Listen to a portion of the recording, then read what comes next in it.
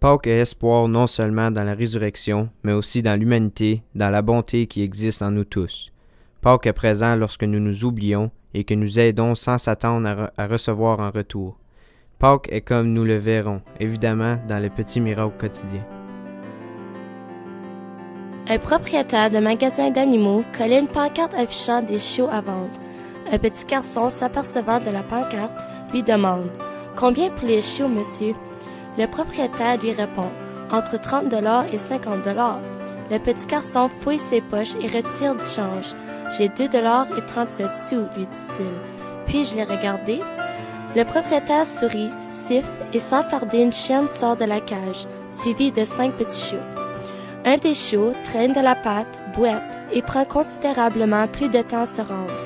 Le petit garçon porte son attention sur ce dernier chiot et demande au propriétaire « Qu'est-ce qu'il a, ce chiot? » Le propriétaire explique que le vétérinaire a déterminé après l'avoir examiné qu'il a la hanche déformée et il boitera toujours.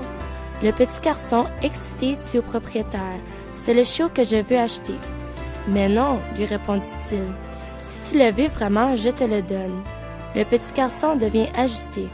De ton sérieux, il réplique « Je ne veux pas que vous me le donniez. Ce petit chiot est tout aussi précieux que les autres et je vais payer plein prix.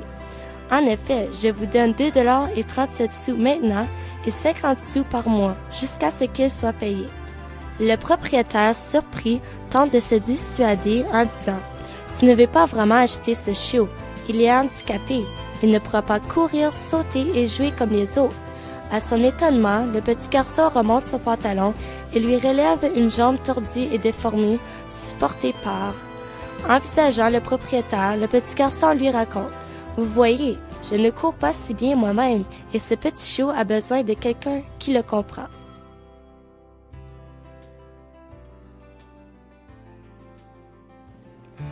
Un jour, un jeune homme qui vendait des biens de porte à porte afin de payer ses études constata qu'il ne lui restait qu'un 10 sous et il avait faim.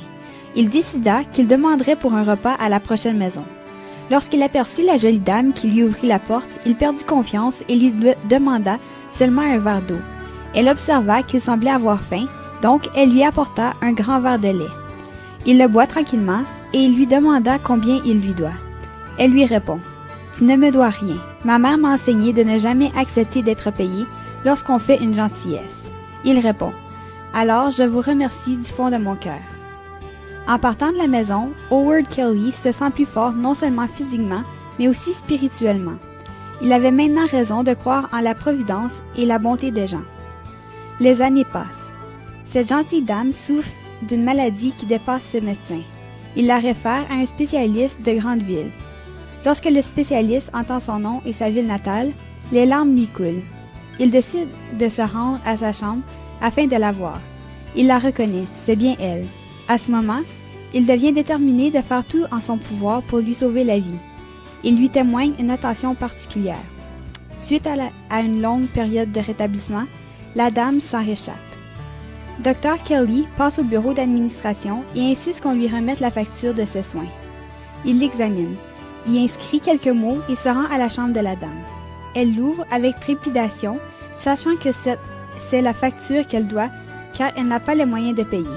Elle aperçoit l'écriture au bas de la page et lit « Payé au complet avec un verre de lait. Howard Kelly. » Elle se mit à pleurer des larmes de joie.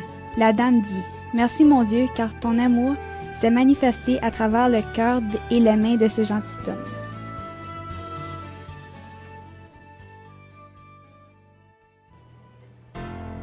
Un professeur de philosophie apporte des items avec lui en classe.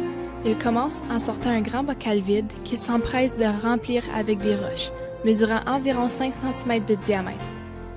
Il demande aux étudiants s'ils considèrent que le bocal est plein. Tous affirment qu'il l'est. Le professeur prend alors une boîte de cailloux qu'il ajoute aux roches dans le bocal. Les cailloux tombent dans les espaces entre les roches, bien sûr. Il pose à nouveau la question à savoir si le bocal est plein. Encore, tous sont en accord qu'il l'est.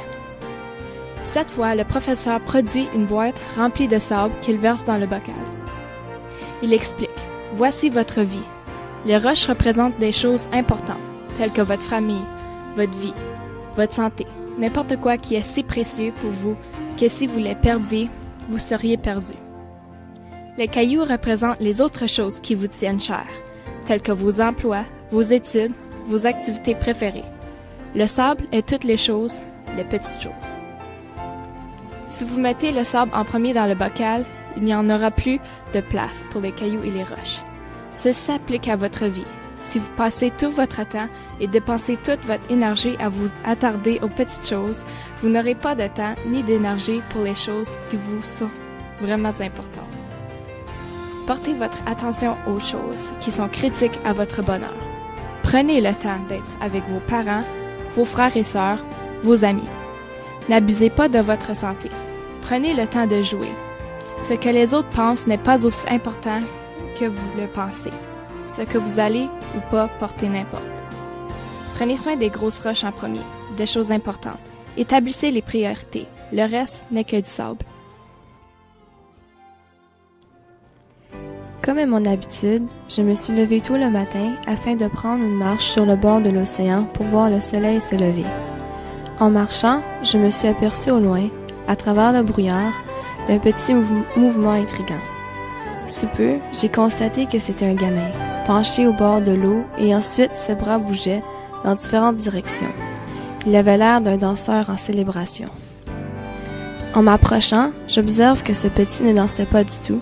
Plutôt, il était penché pour lui permettre de fouiller à travers les débris de la marée nocturne afin de ramasser une étoile de mer qu'il s'empresse de relancer à l'eau. Intrigué, je demande au gamin quel est le but de son exercice, auquel il me répond « La marée a emporté les étoiles de mer sur la plage et elles ne peuvent pas retourner de leur propre effort. Lorsque le soleil brillera à plein, elles mourront à moins que je ne les retourne à l'océan. » Pendant cette explication, je regardais les kilomètres de plage à mes deux côtés, tout en observant les centaines d'étoiles de mer qui s'y retrouvaient. Déterminant que son effort était futile, je lui dis « Mais il y a plus d'étoiles de mer sur cette plage que tu ne peux espérer sauver avant que le soleil brille fort. Ça ne se peut pas que tu espères faire une différence. » Tout en m'écoutant, le petit se penche à nouveau, ramasse une étoile de mer, la lance dans l'océan et se tourne vers moi. « J'ai fait une différence pour cela, » me répond-il, souriant. J'ai passé le reste de cette merveilleuse journée en aidant le petit garçon à faire une différence pour une étoile de mer à la fois. Il conduisait chez lui un soir, le long d'un petit chemin de campagne.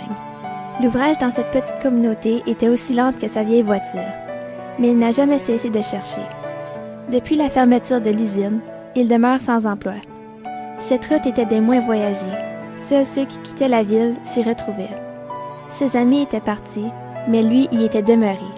Après tout, c'était ici qu'il avait enterré ses parents, ici qu'il est né. La lune étant cachée, la nuit et la route devenaient encore plus noires. Par chance, il connaît le chemin sans faute, parce qu'il ne se serait pas aperçu de la vieille dame en panne. Il est sorti de sa bagnole et se rend devant sa Mercedes. Il comprend vite qu'elle a peur, malgré son sourire au visage. Personne n'avait arrêté dans la dernière heure depuis sa crevaison. Lui fera-t-il du tort? Il n'avait pas l'air de quelqu'un de bien. Il avait l'air de quelqu'un de pauvre et démuni. Il pouvait voir qu'elle était inquiète. Il lui dit donc, « Comme il fait froid, vous devriez vous asseoir dans votre voiture à la chaleur. Je change votre crevaison. » En passant, mon nom c'est Brian Anderson. Brian se rend derrière et sous la voiture, cherchant une place à installer le cric, rasant ses jointures une ou deux fois sous l'auto. Il réussit enfin à changer le pneu, un peu plus sale et ses mains faisaient mal. La dame avait déroulé sa fenêtre un brin et a commencé à lui parler. Elle explique qu'elle est d'une des grandes villes et était de passage. Elle ne cessait de le remercier de lui aider. Brian sourit, referme la valise et essuie ses mains sur ses pantalons. Elle lui demande combien elle lui doit. Elle aurait payé n'importe quel montant, s'étant imaginé le pire s'il n'était pas arrêté. Brian n'avait même pas pensé à se payer. À sa façon de penser, ceci n'était pas une job. Ce geste était une gentillesse que l'on fait tout simplement pour aider quelqu'un en besoin. Plusieurs personnes lui avaient aidé par le passé. Il lui explique que si elle veut vraiment le payer, la prochaine fois qu'elle rencontre quelqu'un en besoin, elle pourrait aider cette personne au lieu tout en pensant à lui. Comme elle repartit, Brian décida que ce fut une belle journée après tout. Il rentra chez lui. La dame s'arrête à un petit café quelques kilomètres plus loin. Sa faim lui devint maintenant évidente. Ce n'était certainement pas la sorte de restaurant auquel la dame était habituée, mais elle avait peu de choix. La serveuse se présente sans tarder. Ses 8 mois de grossesse ne pouvaient pas être cachés, mais son sourire était des plus attirants, malgré la chaleur et le fait qu'elle avait passé le dernier 8 heures debout à servir les gens.